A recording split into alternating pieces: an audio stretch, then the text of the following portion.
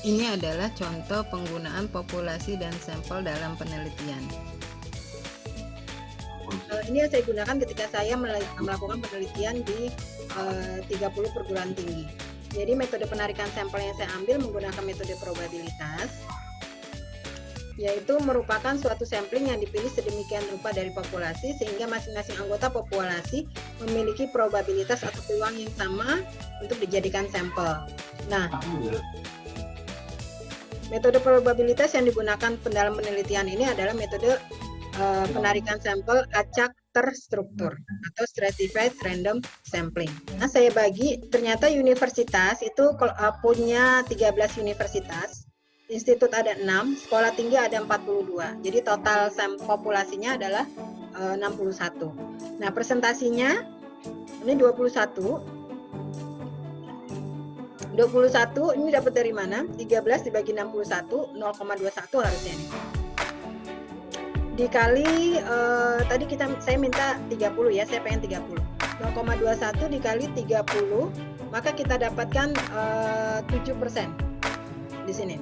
7%, sorry. 7 universitas yang akan diambil dari 13 universitas. Nah, ini 6 dibagi 61. 6 dibagi 61 dikali 100, maka kita dapat 6 dibagi 61, harusnya itu angkanya 0,098. 0,098 itu kita kali 30.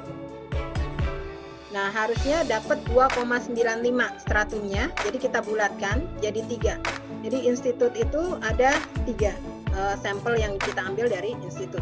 Dari total institut ada 6. Nah, lalu yang sekolah tinggi ini 42 kita bagi 61. Hasilnya itu 0,68 atau di sini dibulatkan ya, 68%. 68% itu sama aja 20. Jadi 69% ini dikali 30. Maka kita dapatkan 20 sampel. Jadi totalnya 30 sampel. Jadi ini nanti kalau hasilnya koma kalian harus bulatkan ya. Kenapa harus dibulatkan? Karena ini kan lembaga. Jadi lembaganya mau diambil 6 atau diambil 7. Tergantung pembulatannya di sini. Kalau dia besar bulatkan ke atas gitu ya. Nggak bisa diambil 6,5 kan nggak ada universitas yang satu separuhnya siapa gitu, nggak mungkin kan. Nah, jadi ini datanya. Jadi dari data yang 61 ini bisa diambil 30, masing-masing ini benar-benar representatif. Kenapa representatif? Karena misalkan ini, sekolah tinggi jumlahnya paling banyak, maka sampel yang diambil pun paling banyak juga. Jangan sampai sekolah tinggi jumlahnya paling banyak, tapi yang diambil cuma 3 sekolah tingginya. Itu kan namanya tidak representatif, artinya tidak mewakili ya. Sampai di sini ini harus jelas benar-benar mewakili angka 30 ini. Ini di presentasi ya, sebenarnya ini tidak salah tapi dia presentasi. Kalau dari contoh yang tadi saya contohkan di awal, dia pakai koma di sini ya.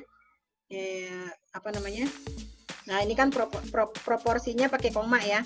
Jadi lebih jelas sebenarnya kalau pakai ini. 0,385 dibagi 374 hasilnya 0,3. 0,3 dikali 100. 100 itu sampel yang kita inginkan. Jadi dapat 23. Kalau dia langsung di sini presentasinya gitu. Jadi nanti kalau dalam risetnya bisa ditulis seperti ini atau bisa langsung ditulis ini, tabel ini, jumlah anggota dan jumlah sampel yang diambil. Nanti kalau ada pertanyaan baru bisa dijelaskan. Terima kasih, itu adalah contoh dari penggunaan populasi dan sampel untuk metode stratified random sampling. Semoga videonya bermanfaat. Jangan lupa like, subscribe, and share the video ya.